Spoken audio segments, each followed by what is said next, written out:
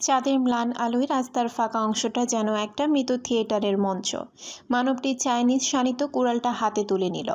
ধাতব কুড়ালের ধার শীতল বাতাসে ক্ষণিকের জন্য ঝলসে উঠল। তারপর ধীর পায়ে অগ্রসর হলো সে। সামনে পড়ে থাকা আহত লোকটি রক্তাক্ত হাত দিয়ে মাটি আঁকড়ে ধরে পিছিয়ে যেতে চাইল, কিন্তু তার পায়ের শক্তি তখন প্রায় নিঃশেষ। তার ফ্যাসফ্যাসে কণ্ঠে অস্পষ্ট কিছু কথা বেরোল, ক্ষমা প্রার্থনা, অসহায় আকুতি। কিন্তু শিকারীর দৃষ্টি নির্লিপ্ত। হৃদয় একটু নরম হলো না।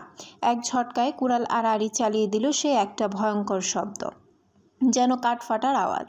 মুখের হাড় ভেঙে দুমড়ে মুচড়ে গেল। রক্ত আর মাংস ছিটকে গিয়ে কালো রাস্তার উপরে অদ্ভুত এক শিল্পকর্মের মতো ছড়িয়ে পড়ল। এক মুহূর্তের জন্য সে থামল, যেন এই দৃশ্যটা উপভোগ করছে। তারপর আবার শুরু করলো তার নৃশংস খেলা।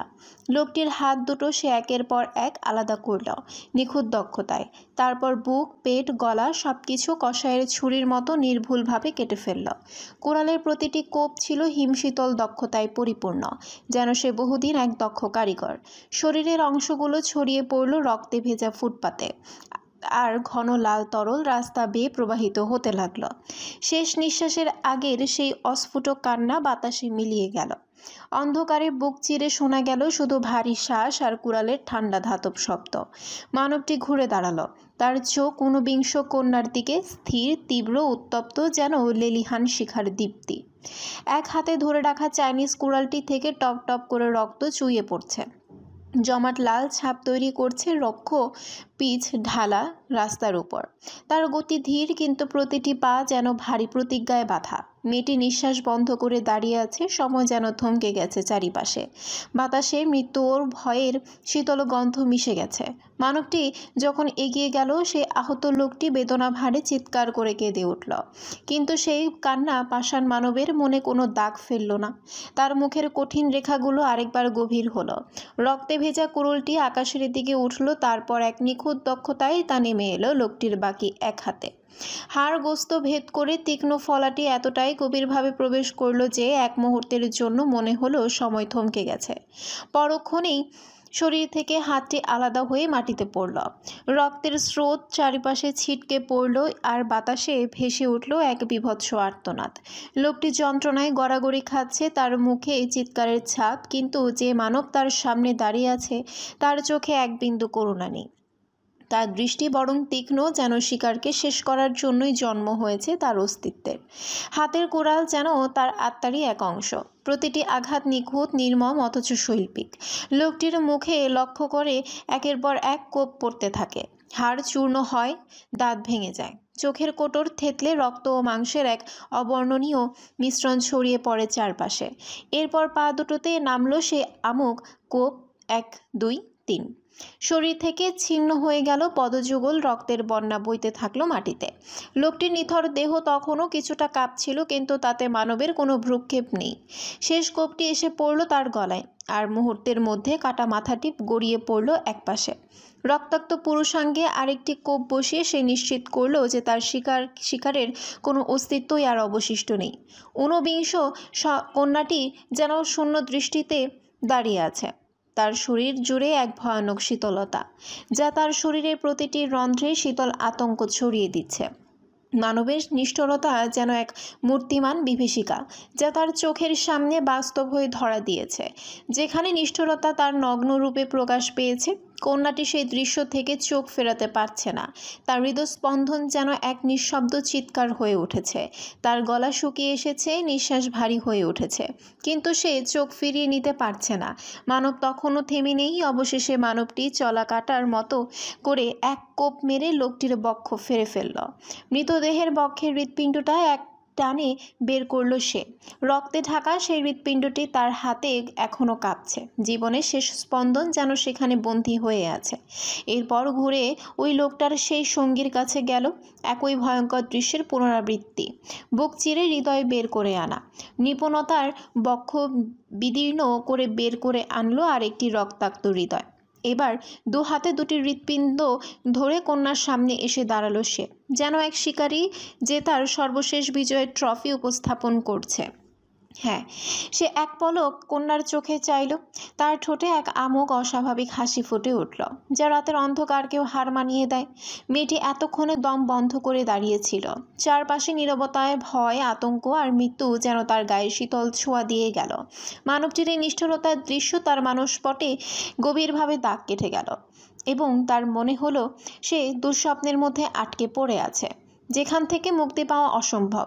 এবার সে মানসিকভাবে পুরোপুরি ভেঙে পড়ল। এমন সময় এক যুবক এবং গার্ডরা গাড়ি নিয়ে সেখানে পৌঁছালো। যুবকটি দ্রুত গতিতে ছুটে আসলো গাড়ি নেমে, আর এখানে ওখানে চারিদিকে খণ্ডিত মাংসের টুকরো, হাত পা মাথা দেখে কাহিনী কি হয়েছে বুঝতে তাদের দেরি হলো না। সে এক গভীর শ্বাস ফেলে বডিগার্ডদের এগুলো পরিষ্কার করার আদেশ দিল। মানবটি মেয়েটির অবস্থা দেখে অদ্ভুত এক হাসি দিল। হৃৎপিণ্ড দুটি তাকে দেখিয়ে ছুঁড়ে ফেলে দিল দূরে কোথাও। অতঃপর সেই মেয়েটির দিকে ঝুঁকে তার ঠোঁটে গাঢ় এক চুমু খেয়ে হাসকি স্বরে ফিসফিসিয়ে বলল, যারা তোর দিকে হাত বাড়ানোর মতো সাহস দেখাবে তাদের ঠিক এমনই অবস্থা হবে। Because you my lady, so I can not tolerate this things. November মাসের শেষের দিকে রাতের আকাশ অন্ধকার হয়ে এসেছে। চারিদিকে ঠান্ডা বাতাস বইছে আর কুয়াশার একে একে ঢেকে দিচ্ছে সবকিছু। শহরের রাস্তাগুলো সান্নিধ্যহীন, শুনশান, যেন কেউ নেই। তবুও সেই নির্জন রাতের মধ্যে এক হন্তদন্ত রমণী দ্রুত পা ফেলে চলে আসে পুলিশ স্টেশনের সামনে। তার শ্বাস উঁচু হয়ে উঠছে, হাঁপাতে হাঁপাতে তার পা যেন একে অপরে ছুতে ছুতে চলেছে। চুলগুলো এলোমেলো হয়ে গেছে, পোশাকেও কুয়াশার আভা জমেছে। তার চোখে মুখে আতঙ্কের ছাপ। সে এক কনস্টেবলের কাছে ওসির কেবিন কোথায় জেনে তার কেবিনের দিকে ছুটে যায়। ওসি বুরহান আহমেদ মাত্রই বাসায় যাওয়ার জন্য তৈরি হচ্ছিলেন, কিন্তু হুড়মুড় করে তার কেবিনে এক রমণী প্রবেশ করায় তা আর হলো না। তিনি বেশ বিরক্তই হলেন এমন সময় মেয়েটার প্রবেশে, কিন্তু কি আর করার, কাজটি তো তার এমন। কোনো খাওয়া দাওয়া বা বাসায় যাওয়ার নির্দিষ্ট সময় নেই। যেখানে অন্য মানুষজন বউ বাচ্চা নিয়ে এই শীতে কাঁথামুড়ি দিয়ে এক ঘুম দেওয়া হয়ে গেছে, সেখানে সে এখনও বাসায় যেতে পারল না। মাঝে মধ্যে এমনও আছে খাবার খেতে খেতেও হাত ধুয়ে উঠে আগে চোর মাস্তানদের পিছে ছুটতে হয়। তিনি দীর্ঘশ্বাস ফেলে আবার তার চেয়ারে বসলেন আর মেয়েটার সাথে আসা কনস্টেবলকে মেয়েটার জন্য এক গ্লাস পানি দিতে বললেন। তার সামনে পাতানো চেয়ারে রমণীকে বসতে বললেন। বুরহান আহমেদ এইবার সামনে বসা রমণীকে ভালো করে পরখ করতে লাগলো। মেয়েটা গায়ে সাধারণ একটি 3 পিস, মাথায় ওড়না দেওয়া। বয়স কত হবে? এই 18 কি 19। উচ্চতা খুব জোর 5 ফুট 1 কি 2 হবে। হলুদ ফর্সা গোলগাল মুখটায় ক্লান্তির আর আতঙ্ক দুইটাই ছাপ স্পষ্ট। তার দিক থেকে নজর সরিয়ে দেওয়াল ঘড়ির দিকে নজর দিয়ে সময়টা দেখে নিল। রাত এখন প্রায় 11:15। টেবিলের ওপর গ্লাস রাখার শব্দে বুরহান সাহেব পুনরায় মেয়েটার দিকে নজর দিল। মেয়েটা এখন জোরে জোরে শ্বাস নিচ্ছে। তিনি যখন দেখলেন মেয়েটা স্বাভাবিক হচ্ছে, তখন তিনি নড়ে চড়ে বসে গম্ভীর মুখে এবার প্রশ্ন করলেন, নাম কি তোমার? অনিন্দ্রিতা। একটু থেমে আবারও বলে, অনিন্দ্রিতা আমার নাম। নামটা বলতেও যেন তার অনেক কষ্ট হচ্ছে। তার এখনও হাত পা কাঁপছে। জীবনের যে সে কখনো এমন এক পরিস্থিতিতে পড়বে তা 19 বছরের জীবনে কখনো কল্পনাতেও আসেনি। আজ তার সাথে তাই হয়েছে। হাত পা তার অবশ হয়ে আসছে। সারাদিনের ক্লান্তি সব কিছু যেন তার একসাথে ভর করছে। সে অনেক কষ্টে নিজেকে সামলে নিল। মনে হচ্ছে তার শ্বাসকষ্টটা বাড়ছে, তারপরও কোনো রকম দমন করলো। দুর্বল হয়ে পড়লে তো চলবে না। সে এবার 45-এর ঊর্ধ্বে ওসির ইউনিফর্মে তার নেম প্লেটে তার নামটা দেখে নিল। তারপর উত্তেজিত হয়ে বলতে শুরু করে, আমি একজনকে মার্ডার করতে দেখেছি। প্লিজ আপনি দ্রুত কিছু করুন। আমার তার প্রমাণও আছে। এই দেখুন তার প্রমাণ।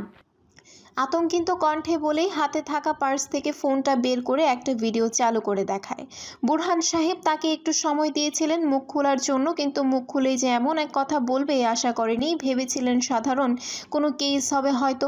তারপর তিনি ভাবলেন এখন এইসব খুন খারাপই শহর অঞ্চলের ডাল ভাত মতো হয়ে গেছে। যেখানে সেখানে এখন মরাদেহ পাওয়া যাচ্ছে। একটা ক্লোজ করতে পারছে কি পারছে না, আবার একটা হাজির। তারপর আর তার আশ্চর্যজনিতটা গিলে নিয়ে ভ্রু কুঁচকে গভীর মুখে ফোনটা নিয়ে ভিডিওটি দেখতে থাকলেন। সেখানে স্পষ্টভাবে দেখা যাচ্ছে জঙ্গলের মধ্যে কিছু বডিগার্ড টাইপের লোক একটা মধ্যবয়স্ক লোককে মারছে। তা এক দৃষ্টিতে গাড়ির বনেটের উপর বসে থাকা এক বলিষ্ঠ যুবক দেখছে বলে ভুল হবে, উপভোগ করছে। তার ভাবভঙ্গি দেখে বোঝা যাচ্ছে যেন সামনে অনেক সুন্দর কিছু হচ্ছে। এর থেকে সুন্দর কিছু পৃথিবীতে হতেই পারে না। মুখে তার মাস্ক পরা, গায়ে ব্ল্যাক জ্যাকেট এবং প্যান্ট। একটা ছেলে বাইক নিয়ে এসে তার সামনে দাঁড়িয়ে তাকে কিছু একটা দিল, হয়তো কোনো ফাইল হবে। সেটা ভালো করে দেখে তাকে কিছু একটা হয়তো বলল বলেই গাড়িতে যেয়ে উঠে বসলো। বসার সাথে সাথে বডিগার্ডরা আধমরা লোকটার গায়ে গুলি ছুড়ে ছিন্ন বিচ্ছিন্ন করে ফেলতে শুরু করলো। এত শীতেও ভিডিওটি দেখে বুরহান সাহেব দরদর করে ঘামতে শুরু করলেন। এই ভেবে যে আজ কোনো এক মানকের চিপায় পড়ল। এই যুবকটি যে কে সে ভালো করেই বুঝতে পেরেছে। মাস্ক পরা থাকলে কি হবে? তাকে ধরতে যাওয়া মানে আজরাইলের কাছে স্বেচ্ছায় নিজের হাতে জান তুলে দেওয়া। সে কোনো রকম গ্লাসে পানি ঢেলে এক গ্লাস পানি ঠকঠক করে খেয়ে নিল। পকেট থেকে রুমাল বের করে ললাটের বিন্দু বিন্দু ঘামগুলো মুছে চেয়ারে গা এলিয়ে বসল। অনিদ্রিতা এখনও বুঝতে পারছে না যে এত বড় একটা পুলিশ কর্মকর্তা এই ভিডিও দেখে এত ভয়ের কি আছে। তার বিষয় না হয় ভিন্ন, তার ললাটে ভাঁজ পড়ে। তীক্ষ্ণ দৃষ্টিতে বুরহান সাহেবের পর্যবেক্ষণ করে নিয়ে বলে ওঠে, আপনি দ্রুত আমার সাথে চলুন। ওই লোকটা চলে গেছে তো কি হয়েছে? ওর বডিগার্ডগুলো হয়তো এখনও ওখানে আছে লাশ গুম করার জন্য। ওদের ধরতে পারলেই তার খোঁজ পাওয়া যাবে। বলেই উত্তেজিত হয়ে অনিদ্রিতা চেয়ার ছেড়ে উঠে দাঁড়ায়। যেই না যাওয়ার জন্য পা বাড়াবে তখনই শুনতে পেল। এই শহরে নতুন? অনিদ্রিতা ঘুরে দাঁড়ালো। তার ভ্রু জোড়া কুঁচকে যায় এমন প্রশ্ন শুনে। ওসি বুরহান আহমেদের দিকে তাকিয়ে বিরক্ত সহকারে বলে ওঠে, আশ্চর্য, আপনার এত জেনে কি হবে? একটা লোক খুন হয়েছে, খুনিকে না ধরে আমার বিষয়ে আপনার এত জেনে কি হবে? আমার কিছু হবে না, কিন্তু তোমার অনেক কিছু হতে পারে। এই শহরে নতুন, তাই তো? তার এমন কথায় অনিদ্রিতা গভীর মুখে উত্তর দেয়, হ্যাঁ। প্রায় তোমার বয়সেই আমার এক মেয়ে আছে, বুঝলে? যদি জানে বাঁচার ইচ্ছা থাকে তাহলে এখানেই সব ভুলে যাও। এই শহরে নতুন, তাই বুঝতে পারোনি। আস্তে আস্তে সব জানতে পারবা। একজন এত বড় পুলিশ কর্মকর্তার মুখে এমন এক কথা শুনে হতবাক হয়ে পড়ল অনিদ্রিতা। সে বুঝলো এরা খুনিদের চেনে, হয়তো তাদের কিনা গোলাম হবে। নয়তো এত বড় প্রমাণ দেখানোর পরও চুপ কিভাবে মেরে বসে থাকতে পারে? সবাই টাকার কাছে বিক্রি হয়ে গেছে, নয়তো দামি গাড়ি বাড়ি আর বিলাসবহুল জীবনযাপন করবে কিভাবে? সামান্য এই বেতনের টাকায় এদের আবার পেট চলে নাকি? এইসব ভেবে সে মনে মনে তাচ্ছিল্যভাবে হাসলো। তারপর গম্ভীর কণ্ঠে বলল, এরা যে কোনো ভালো লোক না সে আমি এক্ষুনি বুঝতে পেরেছি, তাই আস্তে আস্তে বোঝার প্রয়োজন নেই। আর আপনার কথা শুনেই বুঝতে পারছি আপনি এদের চেনেন, তাহলে ভালোই হলো, এদের আর কষ্ট করে খোঁজা লাগবে না।